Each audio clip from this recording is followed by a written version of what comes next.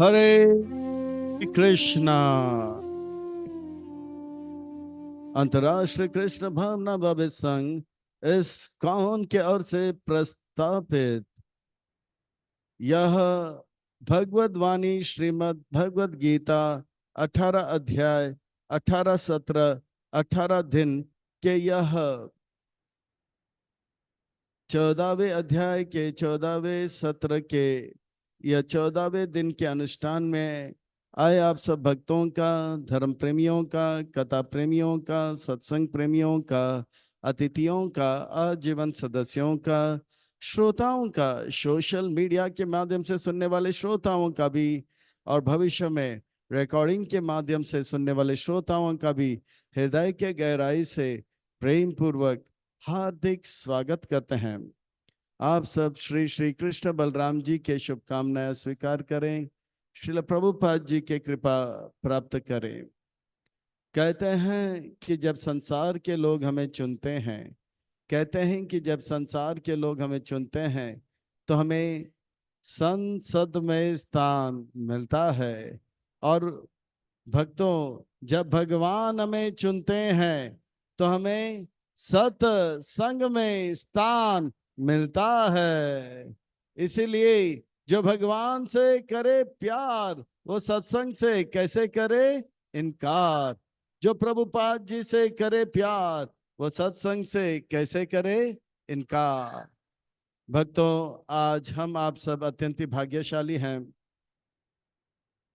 श्री श्री कृष्ण बलराम जी के परम अनुकंपा एवं महतु की कृपा से, महती कृपा से उनके छत्र छाया के अधीन हमें आश्रय प्राप्त हो रहा है, और उनके चरण कमलों में सेवा का सुअवसर भी प्राप्त हो रहा है।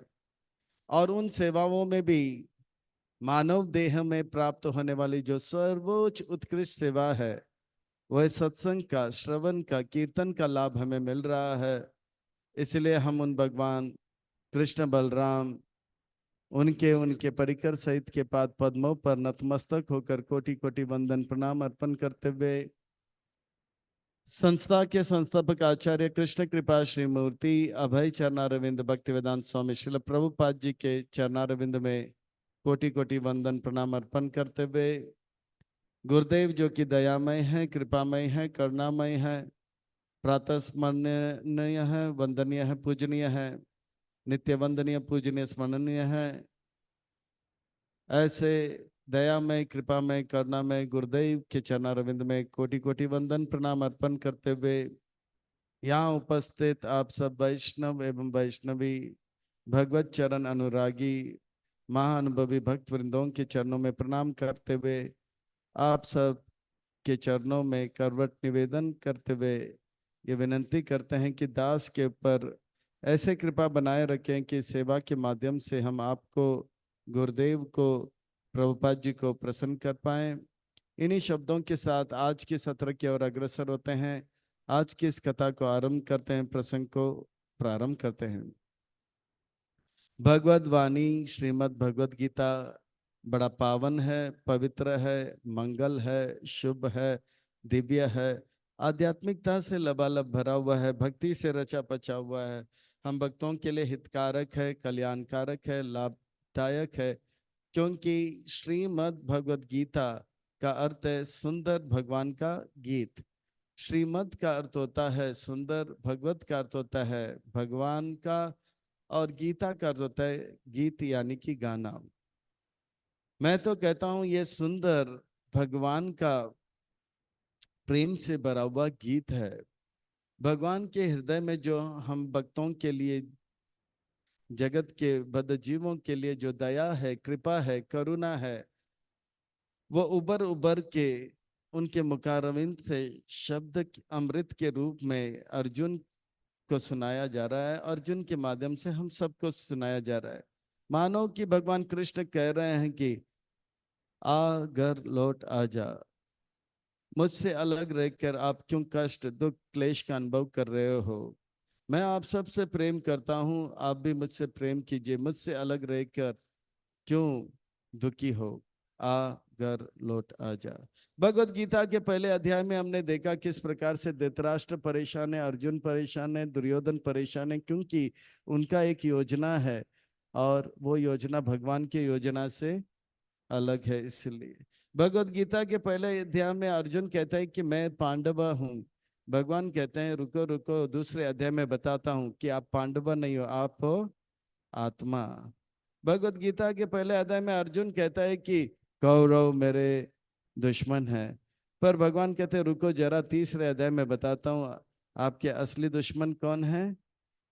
काम एष क्रोध एष रजगुण समुद्भवा महाशनो महापाप्मा विद्येनाम वैरिणाम। भगवत गीता के पहले अध्याय में अर्जुन कहता है कि ये पांडव सेना मेरे अपने हैं। भगवान कहते हैं चौथे अध्याय में और पांचवें अध्याय में हमारे अपने कौन है। गुरुजन और भगवान हमारे अपने हैं। तद्विधि प्रणिपातेन परिप्रश्नेन सेवया उपदेशयान्ति ते ज्ञानम ज्ञानिना तत्वदर्शिना। ये गुरुजन हमारे अपने हैं और भगवान हमारे अपने हैं। भोक्ताराम यज्ञ तपसाम सर्वलोकमहेश्वराम सुहृद सर्वभूतानां ज्ञात्वा मां शांति मृच्छते। भगवान हमारे अपने हैं। जब हमें पता लगता है कि हम आत्मा है और काम क्रोध हमारे दुश्मन है, गुरु और भगवान हमारे अपने हैं, तो हमारा योजना, भगवान का योजना हमें क्लियर पता लग जाता है। तो उस योजना को हमें ध्यान लगाना है। और यह है छठा अध्याय, एक है कुरु नंदना। और सातवें अध्याय में आर्ट ऑफ लिविंग, आठवें अध्याय में आर्ट ऑफ डाइंग, और नौवें अध्याय में आर्ट ऑफ लविंग, और 10वें अध्याय में आर्ट ऑफ सीइंग, और 11वें अध्याय में आर्ट ऑफ फीलिंग, और 12वें अध्याय में आर्ट ऑफ लिविंग ब्लिसफुली। 13वें अध्याय में हमने देखा उन चीजों को देखो जो इन आंखों से नहीं देखता है, सीइंग द अनसीन, जो अनदेखा इन आंखों से उसे देखो। यानी कि शरीर दिखता है पर साथ साथ ज्ञान की आंखों से आत्मा और परमात्मा को देखो। शरीर के अंदर आत्मा परमात्मा को, और शरीर के बाहर सतोगुण रजोगुण और तमोगुण का प्रभाव देखो। ये 14वें अध्याय में बताया जा रहा है। ये 14वां अध्याय बड़ा अद्भुत है, विलक्षण में अलौकिक है। इस 14वें अध्याय को गुणत्रय विभाग योग करके संबोधित किया जाता है। आइए इस अध्याय को और अच्छी तरह से समझने के लिए छोटा सा भूमिका की ओर प्रस्थान करते हैं। इस अध्याय को सतोगुण रजोगुण और तमोगुण को अच्छी तरह से समझने के लिए त्रेता युग के 3 भाई को समझ जाएंगे तो सतोगुण रजोगुण और तमोगुण को अच्छी तरह से समझ जाएंगे। ये त्रेता युग के 3 भाई कौन हैं? विभीषण, रावण और कुंभकर्ण। ये कुंभकर्ण, विभीषण और रावण 3 भाई है। ये विभीषण जो है ये सतोगुण के प्रतीक है। रोज सुबह जल्दी उठते हैं और जो है वो पढ़ाई इत्यादि करते हैं, हमेशा संतुष्ट और प्रसन्न रहते हैं। रावण ये रजगुण का प्रतीक है, हमेशा उनका मन पैसा पैसा पैसा और स्त्री के प्रति जाता रहता है। ये रावण, ये रजगुण है। और कुंभकर्ण हमेशा सोता रहता है और जग जाता है तो गाली गलौज करता है। ये तमोगुण का प्रतीक है। जो व्यक्ति तमोगुण में रहते हैं वो या तो सोता रहता है या गाली गलौज करता रहता है, लड़ाई झगड़ा करता रहता है। ये तमोगुण का प्रतीक है। ये 3 भाई को अगर समझ लेंगे तो ये इस अध्याय को बड़े आसानी से हम समझ जाएंगे। वास्तव में कल बताया गया था कि ये संसार एक कारागार है जो कि 24 तत्व से बनाया गया। कितने तत्व से? 24 तत्व से। पर ये कारागार हमारा असली घर नहीं है। कारागार में उनको भेजा जाता है, जेल में उनको भेजा जाता है जो सरकार के नियमों को पालन नहीं करते हैं।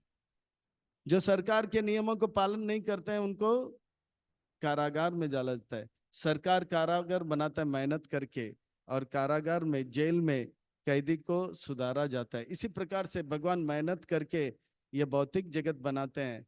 इस भौतिक जगत में हम बद्ध जीवों को डाला जाता है कैदी के रूप में सुधारने के लिए। अच्छा, कारागार तो बन गया है, पर कारागार के अंदर क्या कैदी नाचता रहेगा स्लो मोशन में? कथकली, भरतनाट्यम, हाँ, कुचिपुड़ी, ओडिसी, हाँ, नाचता रहेगा? नहीं। कारागार में, जेल में कैदी को हथकड़ी, पांव कड़ी और गले का कड़ी लगाया जाता है ना? हाथ कड़ी, पांव कड़ी और गले के, इसी प्रकार से ये हाथ कड़ी, पांव कड़ी और गले का कड़ी जो है रजगुण, तमगुण और सत्वगुण का पास है।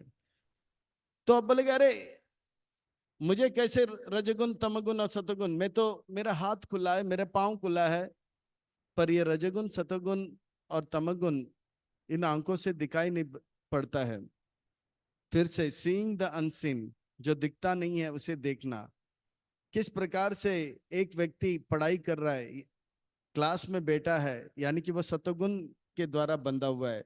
एक व्यक्ति भाग रहा है लड़की के पीछे, पैसे के पीछे, तो समझ लेना कि रजगुण उसके बांध के रखा है। एक व्यक्ति चिल्ला रहा है, चीख रहा है पागल जैसे, या सो रहा है, तो समझ लेना तमगुण उनके बांध के रखा है। हर कोई बंधन में है इस कारागार में। आइए इस अध्याय को और अच्छी तरह से आत्मसंग्रह करने के लिए और अच्छी तरह से समझने के लिए इस अध्याय को भाग 1, 2, 3 में विभाजित करते हैं। भाग 1 में देखा जाएगा किस प्रकार से कैदी को कारागार में रजगुण, तमगुण, सतोगुण से बांधा जाएगा, और भाग 2 में सतोगुण का प्रभाव, रजगुण का प्रभाव और तमगुण का प्रभाव देखा जाएगा। और भाग 3 में कैसे कैदी जेल से बाहर निकलेगा, कौन सा कैदी जेल से बाहर निकलेगा, या कौन व्यक्ति इस भव बंधन से मुक्त होगा। फिर हम जो है कथा को विराम देंगे और प्रश्न उत्तर लिया जाएगा। आइए और विलंब न करते हुए इस अध्याय की ओर प्रस्थान करते हैं। अध्याय बड़ा अद्भुत है, विलक्षण में, अलौकिक है, और इसका भी हम रसपान करते हैं, इसमें भी गोता लगाते हैं और इसका आनंद लेते हैं। श्री भगवान वाच।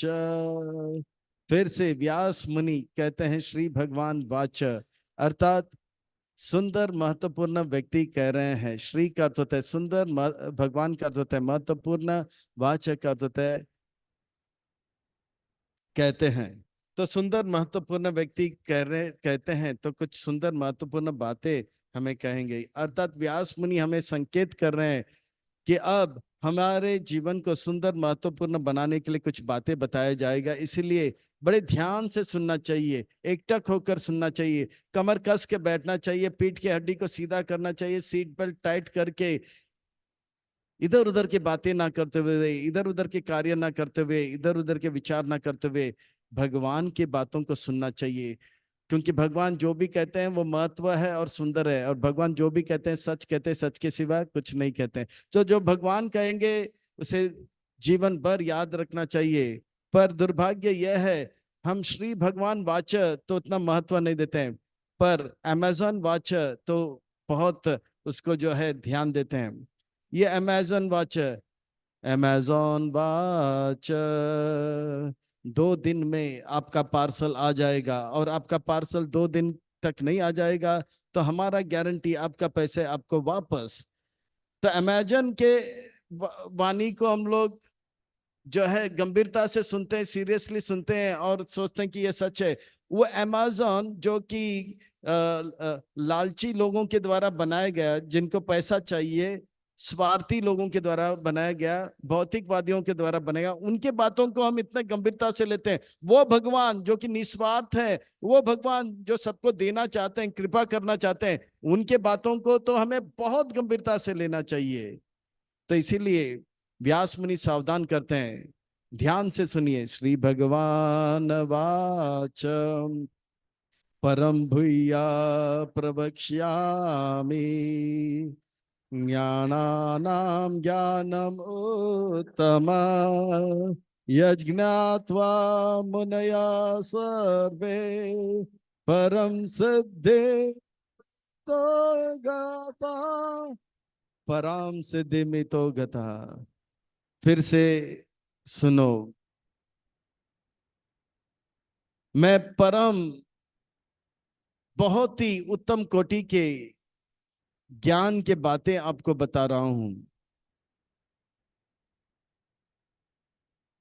और मैं ये घोषित करता हूं, अब जो मैं बात बताने वाला हूं वो बहुत ही महत्वपूर्ण है। और इस महत्वपूर्ण बातों को सुनकर बहुत सारे मुनि, ऋषि, संत लोग परम सिद्धि को, उत्तम गति को प्राप्त किए हैं। इसलिए अर्जुन, ध्यान से सुनो। हे कृष्ण, इस ज्ञान का क्या लाभ है, क्या मूल्य है, बताता हूं अर्जुन। इदम ज्ञानम उपाश्रित्य मम स्वाधर्म्याम आगत सर्गयापि नोपजायन्ते प्रलय न व्यातान्ति च। इस ज्ञान को सुनने के बाद मेरे भक्त परम शांति को अनुभव करेंगे, सारे भय से मुक्त हो जाएंगे। जिस प्रकार का शांति सुख मैं अनुभव करता हूं, उस प्रकार का सुख जीते जी भौतिक जगत में मेरे भक्त अनुभव करेंगे। कृष्ण भक्त निष्काम अतएव शांत हो जाएगा, बहुत शांत होगा। वो किसी भी परिस्थिति में भय का अनुभव नहीं करेगा, चिंता का अनुभव नहीं करेगा, वीतराग भय क्रोध, क्रोध का अनुभव नहीं करेगा। यहां तक कि जब मृत्यु निकट आते हैं तो अच्छे अच्छे का पैजामा आगे से गीला और पीछे से पीला हो जाता है, और नौ द्वार से सॉलिड, लिक्विड और गैस निकल जाता है। पर मेरे भक्त प्रलय के समय में भी मेरा चिंतन करते हुए प्रलय के भयंकर प्रभाव से भी प्रभावित नहीं होते हैं और मेरे धाम को प्राप्त कर लेते हैं। यह है लाभ इस ज्ञान को सुनने का। हे कृष्ण, ये भौतिक जगत क्या है और इस भौतिक जगत में जीव कैसे आते हैं? अर्जुन, भौतिक जगत एक कारागार है, जेल है। जिस प्रकार से सरकार के नियम लोग पालन नहीं करते हैं तो सरकार मेहनत करके एक जेल बनाता है, इसी प्रकार से सृष्टि के निर्माण मैं करता हूं, और इस सृष्टि के निर्माण में कुछ जीव मेरे साथ देना नहीं चाहते हैं, तो मैं मेहनत करके 24 तत्व का जेल बनाता हूं, और इस जेल में जीवात्माओं को मैं बेचता हूं। ये भौतिक जगत जो है महाविष्णु के रूप में मेरे रोमकूप से, मेरे सांस से निकलता है, और ये जो ब्रह्मांड है 24 तत्व, जिसको महातत्व कहा गया, महाब्रह्म कहा गया है, उससे बना हुआ है। उसके अंदर मैं जीवात्माओं को बेचता हूं। सरकार जो है वो नागरिक जो उत्पात मचाता है उनको कारागार में बेचता है। इसी प्रकार से भगवान जो है भौतिक जगत रूपी कारागार में जीव को बेचते हैं। कैसे? महाविष्णु की दृष्टि से। मम यो निर्महात ब्रह्मा तस्मिन् गर्भम ददामि हम संभवा सर्वभूतानां ततो भवते भारत। हे भरतवंशी भारत, अर्जुन, कुंती के पुत्र, इस ब्रह्मांड में उत्पात मचाने वाले बद्ध जीव को भेजा जाता है, और वे अलग अलग प्रकार के शरीर धारण करते हैं। सबसे पहले तो मैं उनको ब्रह्मा जी के रूप में बेचता हूं, फिर भी वो नहीं सुधरते हैं तो उनको इंद्र बना देता हूं, फिर भी नहीं सुधरते तो पृथ्वी लोक में राजा बनाता हूं, फिर भी नहीं सुधरते तो प्रजा बनता है, फिर बाद में अलग अलग प्रकार का शरीर धारण करता है। जैसे जलजा नवलक्षानी, मछली का शरीर, फिर वृक्ष का शरीर, फिर पशु पंछी का शरीर, मनुष्यों का शरीर दिया जाता है। ये कारागार के अंदर उनको, कैदी को नाचने गाने के लिए नहीं रखा जाता है। कैदी के हाथ पांव और गला बांधा जाता है, हथकड़ी से, पांव कड़ी से और गले के कड़ी से। इसी प्रकार से जितने भी जीव हैं उनको इस कारागार में मैं बेचता हूं। ये सारे जीवात्मा, चाहे जलचर हो या स्थावर हो या जंगम हो, वो मुझसे आता है। इतना बड़ी बात कोई कह सकता है? इस संसार के सारे जीव, चाहे जलचर हो पंछी हो, मुझसे आता है। मैं सबका पिता हूं। हम एक या दो बच्चों के पिता हो सकते हैं, 100 के हो सकते हैं या 1000 के हो सकते हैं, पर कोई कह सकता है जितने भी जीव हैं उन सबका पिता मैं हूं? ऐसा केवल भगवान कह सकते हैं, और भगवान जो भी कहते हैं सच कहते हैं, और सच के सिवा कुछ नहीं कहते हैं। तो भगवान कह रहे हैं, सर्वयोनिषु कौन्तेय मूर्तया संभवान्ति या तासां ब्रह्म महाद्योनि अहम बीज प्रदापिता। इस संसार में जितने भी जीव हैं उनका मैं बीज प्रदा पिता हूं। है कोई मई के लाल या मई के लाली जो कह सकता है इस संसार में जितने भी जीव हैं उन सबका मैं पिता या माता हूं? ये केवल भगवान कह सकते हैं। पर इस संसार में कारागार में जो भी आते हैं वो नाचने गाने के लिए नहीं आते। ब्रेक डांस, भरतनाट्यम, ओडिसी या कथकली नाचने के लिए नहीं। उनके हाथ कड़ी, पांव कड़ी, गले के कड़ी लगाया जाता है। इसी प्रकार से इस संसार में हर एक जीवात्मा को या तो रजगुण के पास से या सतगुण के पास से या तमगुण के पास से बांधा जाता है। पर ये रजगुण सतगुण तमगुण दिखता नहीं है कृष्ण, ये दिखता नहीं है चर्म चक्षु से। जो इन आंखों से नहीं दिखता है उसे ज्ञान के आंखों से देखना है Arjun. The name of the game is seeing the unseen. जो रजगुण तमगुण सतगुण इन आंखों से दिखता नहीं, वो ज्ञान के आंखों से देखना है। ये नाम है इस खेल का। सत्वम रजस्तम इति गुणान प्रकृति संभवा निबंधन्ति महाभावो देहे देहि नाम अव्ययम्। ये देही जो आत्मा है वो अव्यय है, वो सच्चिदानंद है। वो देह के अंदर बसा हुआ है, कारागार के अंदर बसा हुआ है। हथकड़ी, पांव कड़ी और गले के कड़ी जैसे कैदी को लगाया जाता है, इस प्रकार से जीव को, आत्मा को जो कि अव्यय है, वो जब नाश नहीं होता है उसे बांधा जाता है। अर्जुन, ये सतोगुण क्या है, ये रजगुण क्या है, ये तमगुण क्या है, बताता हूं। ये सतोगुण रजगुण तमगुण को समझने के लिए त्रेता युग के 3 भाई को स्मरण करना है। ये त्रेता युग के 3 भाई कौन है? रावण, विभीषण, कुंभकर्ण। विभीषण कौन से गुण को? सत्वगुण को। रावण कौन से? रजगुण। और कुंभकर्ण तमगुण। इस प्रकार से, पर इन गुणों का क्या, किस प्रकार का प्रभाव होता है कृष्ण? अर्जुन, मैं बताता हूं। सतोगुण का सुनो पहले। तत्र सत्वम निर्मल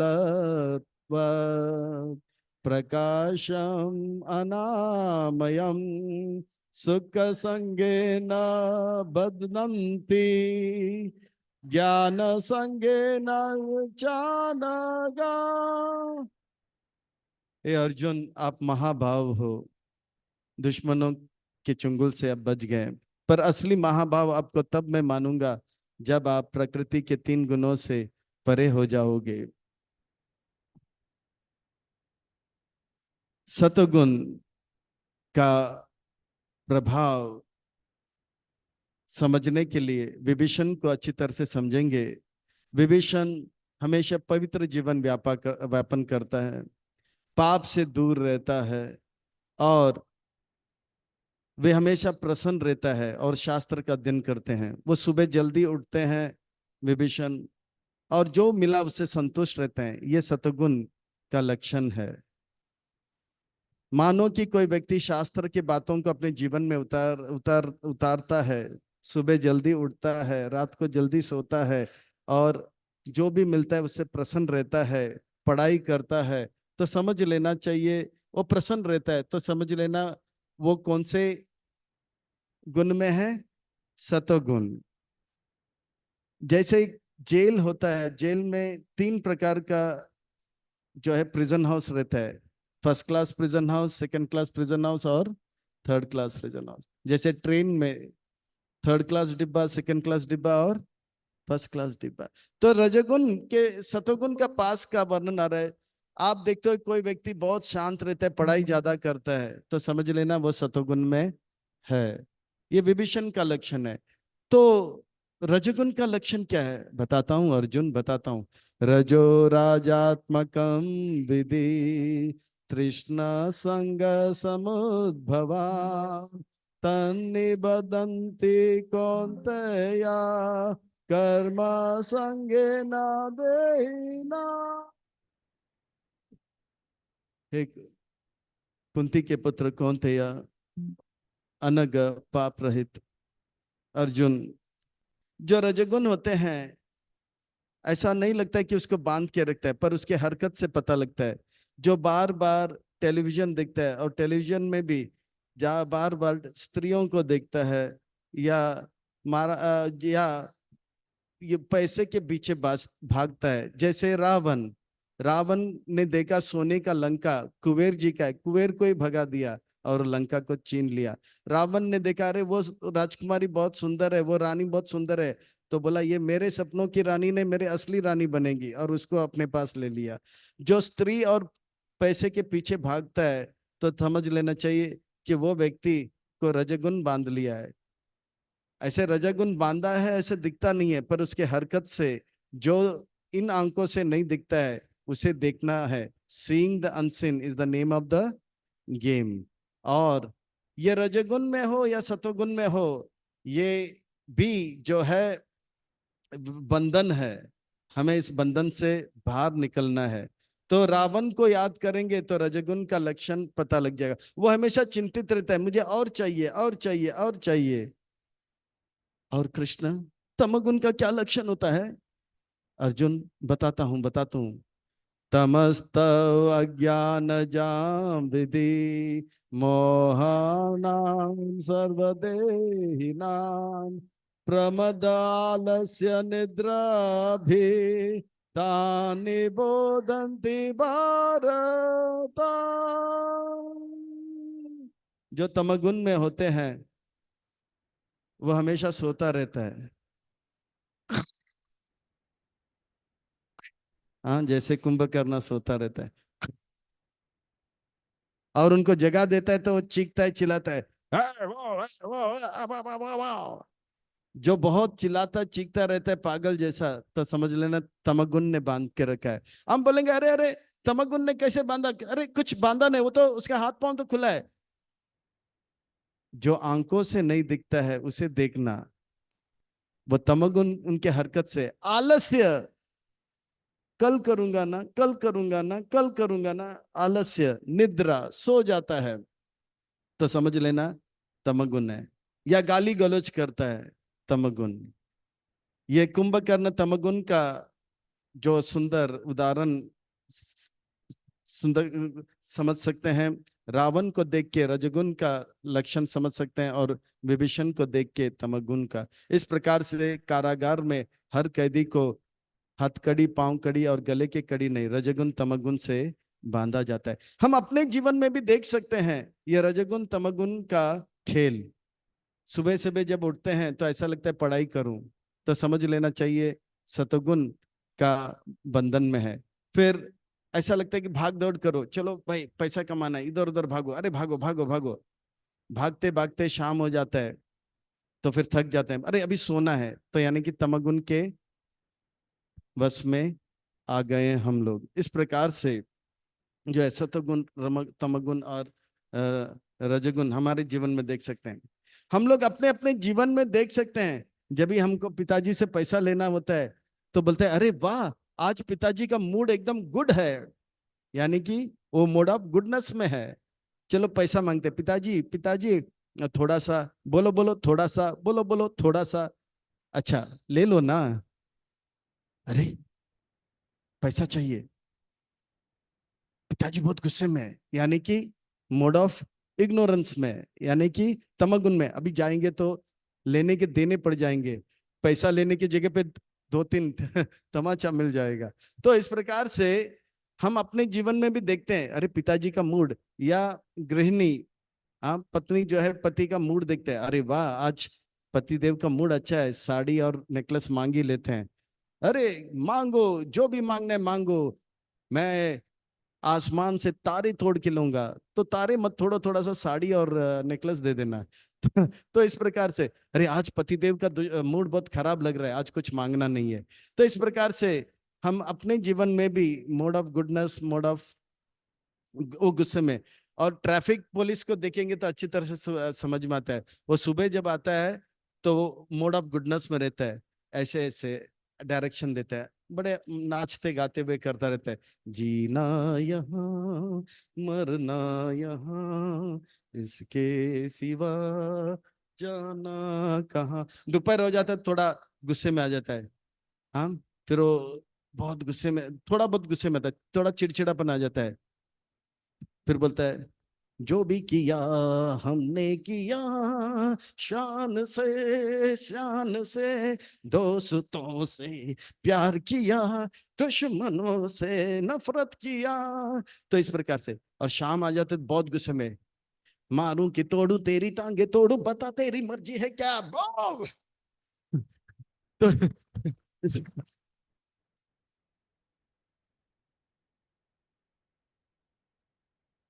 इसी प्रकार से हम अब देखते हैं कैसे वो ट्रैफिक पुलिस सतोगुण, रजोगुण और तमोगुण में देखा जाता है। तो इसी प्रकार से हमारे जीवन में भी सुबह हम लोग शांत रहते हैं, पढ़ाई करने का मन करता है, ये सतोगुण। फिर भागने का मन करता है, ये रजोगुण। खेलने का मन करता है, ये रजोगुण। फिर थक जाते हैं, सोने का मन करता है, ये तमोगुण। हरी बोल, सर्वदा सब सतुगुण में रहो। या कौन से गुण में रहना है अभी? अभी एटलीस्ट सतुगुण में रह के सुनो। हरी वो, वेरी हरी नाइस। बोल। जोरदार हाथों से तालियों का सेवा, वेरी गुड। सर्वद्वारेषु देहि अस्मिन् प्रकाश उपजायते, ज्ञानं यदा तदा विद्यात् विवृतं सत्त्वमिति त्वम्। जो सत्वगुण में जब रहता है तो ऐसा लगता है मुझे ज्ञान लेना है, ज्ञान लेना है, ज्ञान लेना है। आंखों से ज्ञान लेते हैं, कानों से ज्ञान लेते हैं, नौ द्वार से हम ज्ञान लेते हैं, पूरा नौ द्वार शांत रहता है। तो इस प्रकार से सतगुण में पढ़ाई करने का खूब मन करता है, या जब हम पढ़ाई करते हैं तो सतगुण का प्रभाव ज्यादा रहता है। केवल पढ़ाई नहीं, मन से, आंख से पूरा ज्ञान लेते हैं। और रजोगुण, रजोगुण जब बढ़ जाता है, लोभ प्रवृत्ति आरंभ कर्मा नाम समस्प्रिया, रजसी एतानि जायन्ते विवृते भरतऋषभ।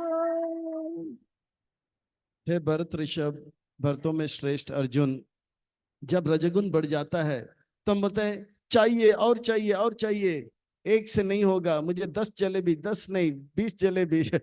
तो 10 रुपया नहीं, 100 रुपया, 100 रुपया मिल गया तो 1000, 1000 नहीं 10,000। उसका लोभ बढ़ते जाता है, बढ़ते जाता है, बढ़ते जाता है। तो रजोगुण का जब प्रभाव रहता है तो टेक्स्ट बुक साइड में हो जाता है और नेटफ्लिक्स सामने आ जाता है, रजोगुण। फिर बाद में बोलते हैं, मेरा पढ़ने में नहीं लागे दिल, क्यों? क्योंकि आपका मन जो है सतोगुण में नहीं है, इसीलिए यूं ऐसा हो गया। तो मेरा पढ़ने में लागे नहीं दिल क्यों? तो इसका कारण है, तेरा नेटफ्लिक्स में लग गया है मन, यूं, इसलिए आपका नेटफ्लिक्स में मन जब लग जाता है, समझ लेना है कि रजोगुण का प्रभाव बढ़ गया। तो इस प्रकार से जब जब पढ़ाई का मन करता है, ज्ञान लेने का मन करता है, तो समझ लेना चाहिए सतोगुण का। जब पैसा लेने का मन करता है तो समझ लेना चाहिए रजोगुण का प्रभाव हो गया। और जब मारा मारी करने का मन करता है तो समझ लेना चाहिए तमोगुण का प्रभाव बढ़ गया। अप्रकाशो अप्रावृतिश्च प्रमादो प्रमादो बचा तमसि तानि जायन्ते विवृते कुरुनन्दन। हे कुरुनंदन अर्जुन महाभाव कौन्तेय, जब व्यक्ति ऐसा काम करता है जिससे उसका जो शास्त्र के विरुद्ध है, उल्टा काम करता है जिससे उनका नुकसान हो, तो समझ लेना वो तमोगुण में है। जैसे मारा मारी करने का प्रयास करता है, इससे क्या होगा, उसका ही नुकसान होगा। वो जो है अपना ही बर्बादी करेगा। जो एकदम उल्टा काम करता है, रात दिन को सुबह उठना है, रात को सोना है, तो इसका ठीक उल्टा काम करता है। रात को खाओ पियो, दिन को आराम करो, मुंबई से आया मेरा दोस्त, दोस्त को सलाम करो। यानी कि वो उल्टा काम कर रहा है, शास्त्र के ठीक उल्टा काम कर रहा है। तो ये जो है तमोगुण का प्रभाव है। सिगरेट पीना नहीं है फिर भी वो सिगरेट लेके पी रहा है, तो समझ लेना है वो तमोगुण का प्रभाव है। नशा नहीं करना है फिर भी तमोगुण का प्रभाव है। तो इस प्रकार से अप्रकाशो, ज्ञान का प्रकाश नहीं, अज्ञान का प्रभाव उनके ऊपर ज्यादा हो जाता है। जो सत्वगुण में होते हैं वो खुद का लाभ करेगा, औरों का भी लाभ करेगा। वो खुद का भी फायदा करेगा, औरों का भी फायदा करेगा।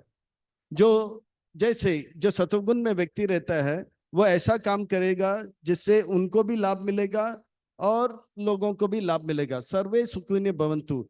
पर जो रजगुण वाले होते हैं वो खुद का लाभ कराएगा पर दूसरों का जरूर नुकसान करेगा। वो बोलेगा दूध बेचूंगा मैं पैसा कमाऊंगा, वो खुद पैसा कमाएगा पर दूध में वॉशिंग पाउडर और तेल मिलाएगा, बाकी सब मरे मेरा क्या। तो ये रजगुण वाले खुद का लाभ और दूसरे का नुकसान। पर जो तमोगुण वाले होते हैं वो खुद का भी नुकसान औरों का भी नुकसान। वो सीधा एरोप्लेन लेकर जाएंगे, ट्विन टावर को तोड़ेंगे, वो खुद भी मरेंगे औरों को भी मारेंगे। वो फूल के माला में एटम बम डालेंगे, खुद को भी मारेंगे और प्राइम मिनिस्टर और आजू बाजू वालों को भी मारेंगे। वो खुद मरेंगे और तुम्हें दूसरे उनके दूसरों को भी मारेंगे। वो गाएंगे मैं भी मरूंगा सनम, तुम्हें भी मार के मरूंगा सनम, इस प्रकार का गाना भी गाएंगे। ये तमोगुण वाले होते हैं। तो सत्वगुण वाले खुद का लाभ औरों का भी लाभ करते हैं। रजगुण वाले खुद का लाभ करेंगे, बाकी मर जाए मेरा क्या। जैसे दूध में पाउडर मिलाते हैं, मुझे पैसा मिल रहा है ना, मेरा लाभ हो रहा है, दूसरे का किडनी विडनी फेल होता है मुझे क्या। पर तमोगुण वाले खुद का भी नुकसान और उनका भी नुकसान कर लेते हैं। पर कृष्ण जो सत्वगुण में होंगे मृत्यु के समय इनका क्या हाल होगा,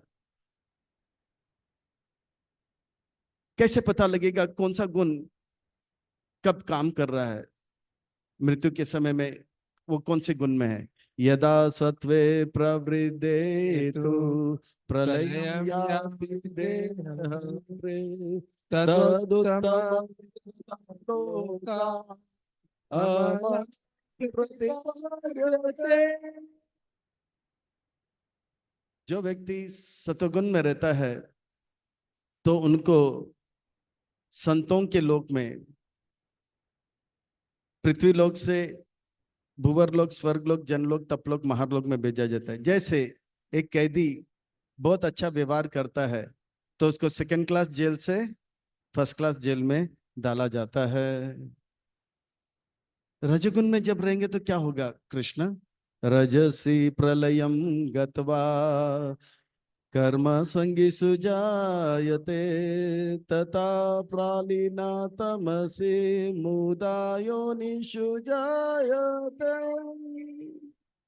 जो रजगुण में होता है वो पैसा पैसा पैसा करता है, मनी स्वीटर देन हनी करता रहता है, चमड़ी जाए पर धमड़ी ना जाए, ऐसा उसका हाल हो जाता है। वो पैसा पैसा करता है, फिर से भौतिक जगत में यानी कि पृथ्वी लोक में फिर से वो मनुष्य बनकर आता है। या पर वो व्यक्ति जो तमोगुण में रहता है, चिल्लाता है, चीखता है, गाली देता है, खुद का बर्बादी औरों का बर्बादी करते हैं। जैसे जेल में एक व्यक्ति, जेल में कोई कैदी होता है जो बहुत बदमाशी करता है, मारो पीटो, तो जेलर क्या करता है, उसको और हाथ कड़ी और पांव कड़ी और जो है छोटा सा थर्ड क्लास जेल में डाल देते हैं, थर्ड क्लास में भी थर्ड क्लास जेल में डाल देते हैं। पर कुछ कैदी होते हैं ना तो अच्छे होते हैं ना तो बहुत बुरे होते हैं, पर वो जेल के अंदर ही थोड़ा दादागिरी करता है ना, बोलते है मालिश कर मेरा, तो वो रजगुण वाले रहते हैं, उनको उसी कैटेगरी में रख देते हैं। तो इस प्रकार से जो सतोगुण में हो, अब शरीर को त्यागेंगे, वो भगवान का धाम नहीं, ऊपर के लोकों में जाते हैं। जो तमगुण में होते हैं वो अलग अलग प्रकार के शरीर जानवरों का ले लेते हैं, और जो रजगुण में होते हैं वो क्या करते हैं, वो पृथ्वी लोक में मनुष्य बनकर रहते हैं। कारणा सुकृतस्य आहु सात्विकम निर्मला फलम रजसा तु फलम दुःखम अज्ञानम तमसा फलम। जो सत्वगुण में होते हैं उनका मन पवित्र होता रहता है, वो प्रसन्नता का अनुभव करते हैं, निर्मल हो जाता है उनका सन, ये उसका फल है। जो रजगुण में होते हैं, पैसा पैसा पैसा पैसा, 100 मिल गया तो 1000 चाहिए, 1000 मिला तो 10,000, वो कभी सुखी नहीं रहेगा, हमेशा दुखी रहेगा। मेरे पास, अरे बल उसका कमीज मेरे कमीज से सफेद कैसे, अरे उसके पास इतना बड़ा टेलीविजन कैसे। तो रजगुण वाले हमेशा दुखी रहते हैं। और जो अज्ञानी रहते हैं, जो तमगुण में रहते हैं, वो खुद का बर्बादी करता रहता है, परेशान रहता है, पागल रहता है, औरों को जो है पागल बनाता है।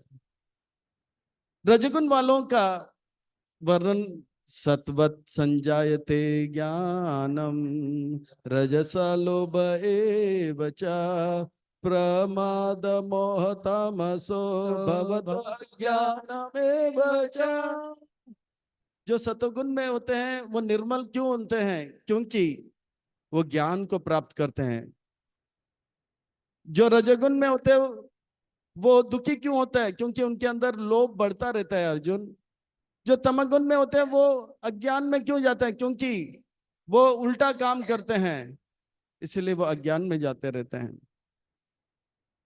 दूसरे शब्दों में अर्जुन, जो सतगुण में होते हैं वो पृथ्वी लोक से मनुष्य शरीर छोड़ के देवी देवताओं के लोक में जाते हैं। जो रजगुण में होते हैं वो मनुष्य लोक में फिर से जन्म लेते हैं, और जो तमगुण में होते हैं वो जगन्य नीचे के लोक में चला जाता है। ऊर्ध्वं गच्छन्ति सत्वस्त मध्य तिष्ठन्ति राजस जगन्य गुणवृत्तस्त अधो अधो गच्छन्ति तामस।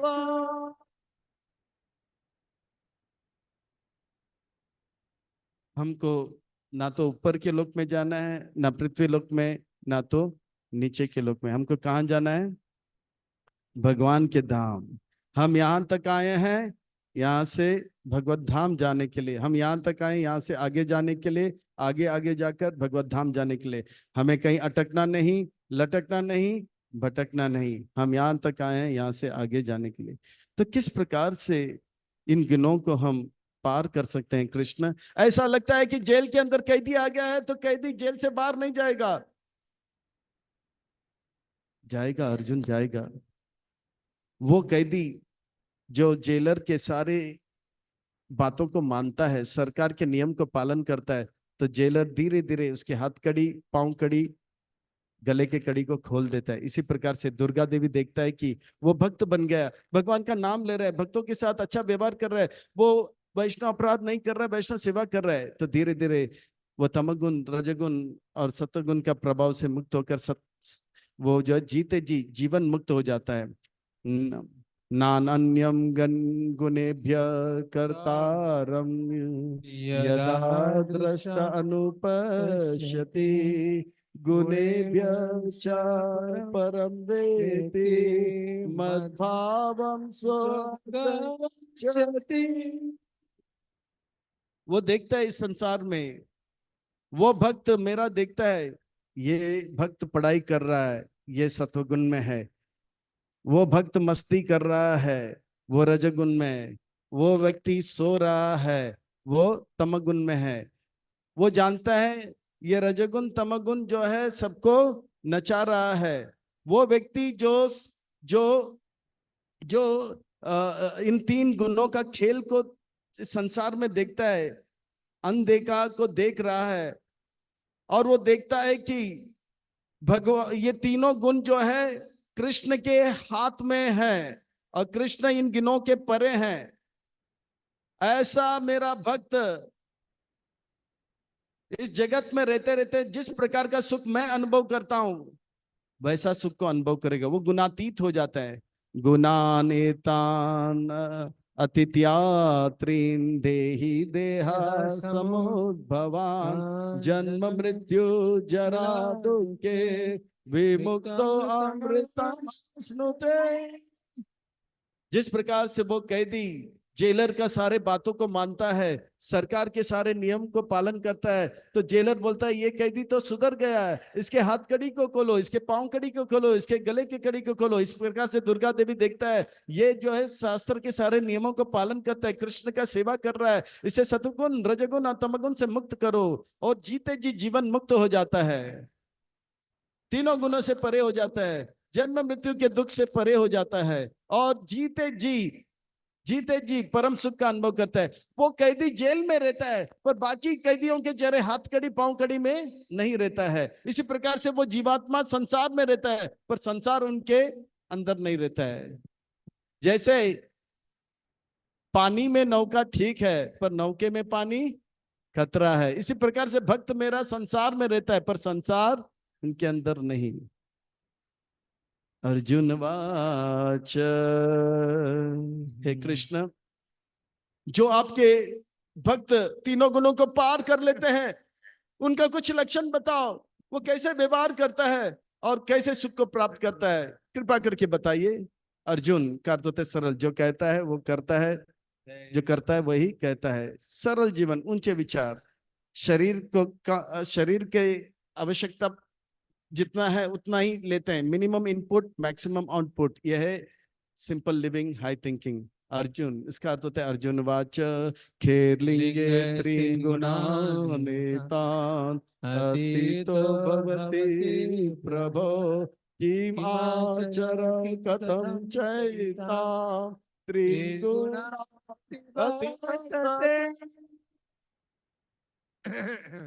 क्या इनका लक्षण है, क्या आचरण है, और कैसे वो तीनों गुणों को पार कैसे करता है, कृपा करके बताइए। अर्जुन, जानना चाहते हो लक्षण क्या है, कैसे व्यवहार करता है? बताता हूं। श्री भगवान वाच, फिर से व्यास मुनि कहते हैं श्री भगवान वाच यानी कि सुंदर महत्वपूर्ण व्यक्ति कहने वाला है, यानी कि सुंदर महत्वपूर्ण बातें बताने वाला है। अर्थात व्यास मुनि का अभिप्राय है हमें सावधान हो जाना चाहिए, कमर कस के बैठना चाहिए, पीठ की हड्डी को सीधा करना चाहिए, सीट बेल्ट टाइट कर लेना चाहिए, इधर उधर के बातें ना करते हुए, इधर उधर के विचार ना करते हुए, इधर उधर के कार्य ना करते हुए एकटक होके एक एक वाक्य नहीं, एक एक शब्द नहीं, एक एक शब्द ध्यान से सुनना चाहिए, क्योंकि ये हमारे जीवन को क्या करेगा? सुंदर महत्वपूर्ण बना देगा। श्री भगवान वाचा यानी कि भगवान कहने वाले, और भगवान जो भी कहते हैं सच कहते हैं, सच के सिवा कुछ नहीं कहते हैं। पर संसार के लोग श्री भगवान वाचा तो इतना महत्व नहीं देते, अमेजॉन वाचा तो ज्यादा। भगवान गारंटी के साथ कहते हैं प्रकाशम च प्रवृतम च मोहम एव च पांडवा न द्वेष्टि संप्रवृत्तानि न निवृत्तानि कांक्षति। मेरे भक्त जो हैं वे ज्ञान मोह आलस से परे रहते हैं, वो शुद्ध सत्व में रहते हैं।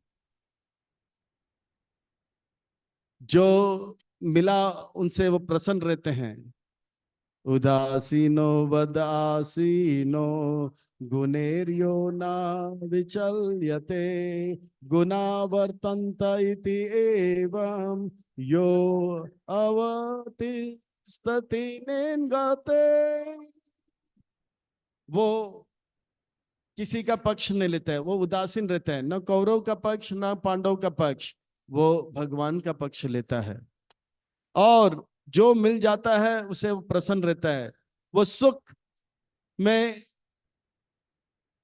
नाचता नहीं है और दुख में उदास नहीं होता है, वो सम रहता है।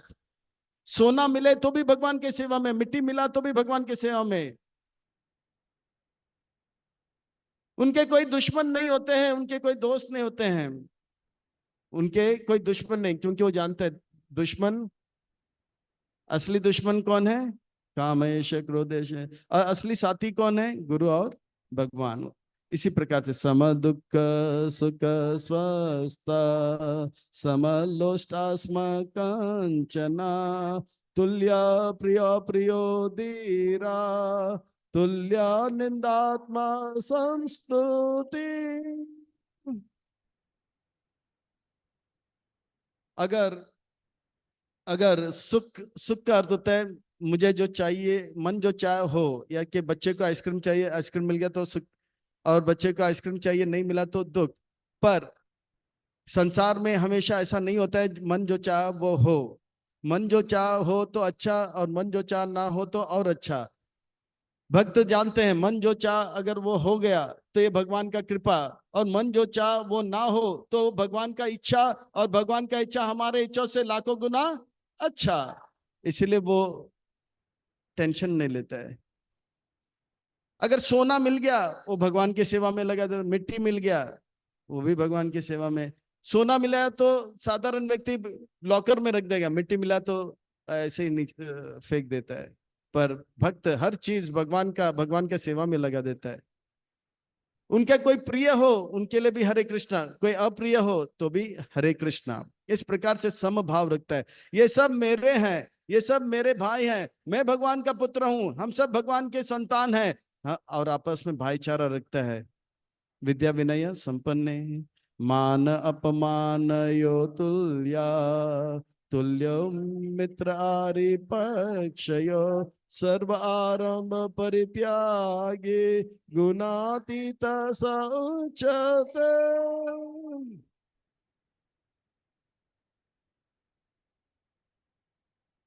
कोई उनको मान दे तो भी हरे कृष्णा, कोई अपमान करे तो भी हरे कृष्णा। वो नहीं सोचता है अरे अरे वो ऐसा क्यों बोला, नहीं, वो सोचता है कि ये मेरे ही बुरे कर्म मुझे वापस मिल रहा है। अरे मैं तो इतना बुरे काम किया, मुझे तो बहुत ज्यादा गाली देना चाहिए, पर एक केवल एक छोटा सा शब्द बोल के छोड़ दिया, इसलिए वो प्रसन्न रहता है।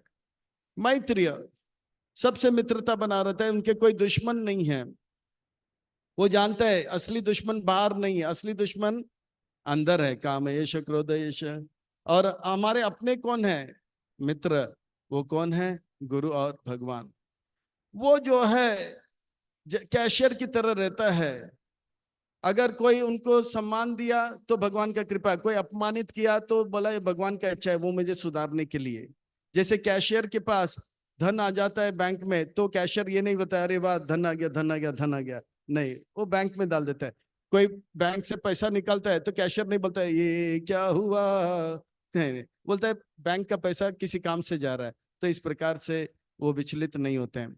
तो इस प्रकार से मेरे भक्त हमेशा समभाव में रहते हैं, और वे जो है तीनों गुणों के परे हो जाते हैं। तीनों गुणों के परे वो कैसे होते हैं कृष्ण?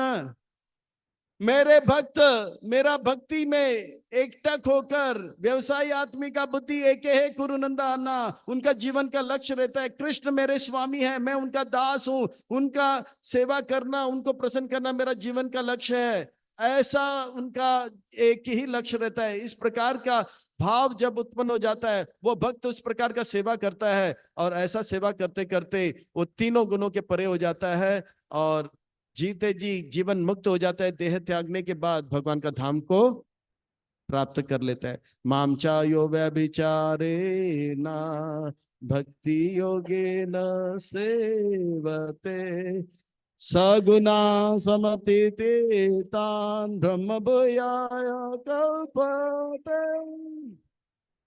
माम चो यो व्यभिचारिणा, व्यभिचारिण का अर्थ होता है और अव्यभिचारी। व्यभिचारी का होता है वो स्त्री जो अपने पति को छोड़ के सभी के ऊपर अपना मन देता है, वो व्यभिचारी है। पर अव्यभिचारी का अर्थ होता है जो अपने पति के चरण कमलों को छोड़कर किसी और को नहीं देखती है, वो है अव्यभिचारी। जैसे राधा रानी ने केवल कृष्ण का दर्शन किया और उसके बाद उन्होंने किसी और पुरुष का दर्शन नहीं किया। राधा अष्टमी के दिन हमने देखा राधा रानी ने आंख खोला तो किसका दर्शन किया?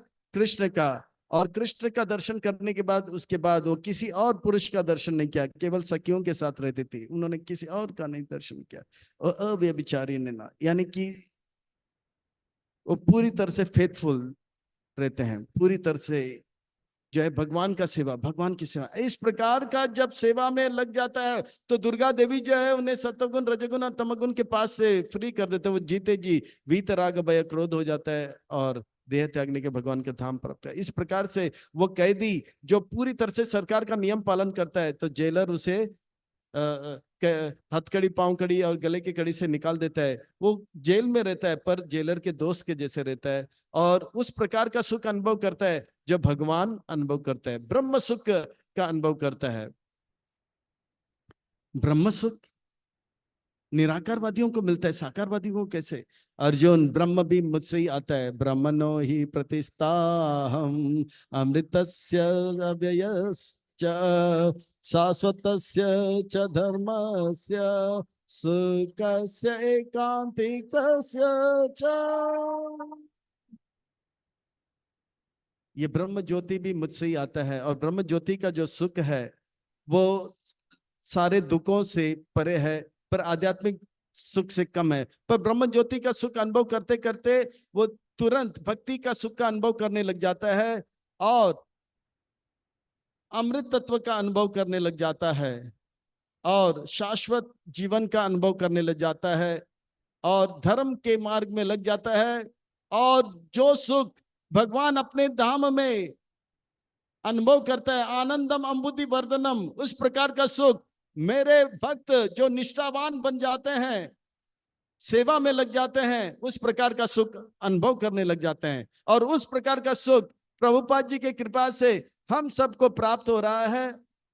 अतः हम सबको भक्त बनना है नहीं, हमको अच्छा भक्त बनना है नहीं, हमको बहुत बहुत अच्छा भक्त बनना है। अर्थात हमें आज से लेके शरीर छोड़ने तक केवल और केवल प्रभुपाद जी, गुरुदेव और भगवान को प्रसन्न करने में लगा देना चाहिए। ऐसा अगर करेंगे जीते जी हम वीतराग भय क्रोध, भय से मुक्त होंगे, क्रोध से मुक्त होंगे और राग से मुक्त होंगे और देह त्यागने के बाद भगवान का धाम प्राप्त होगा। जीते जी हम भौतिक जगत में रहेंगे पर भौतिक जगत में रहते रहते जिस प्रकार का सुख भगवान अनुभव करते हैं उस प्रकार का सुख जैसे बड़े संत लोग अनुभव करते हैं हम भी अनुभव करेंगे और इस प्रकार से हम प्रसन्न रहेंगे और उनको प्रसन्न करेंगे। Will be happy and will make others also happy. इस प्रकार से कारागार में रहते हुए भी हम कारागार से बाहर का सुख का अनुभव करेंगे और इस प्रकार से हम अपने जीवन को सार्थक कर सकते हैं। इन्हीं शब्दों के साथ वाणी को विराम। हरे कृष्णा।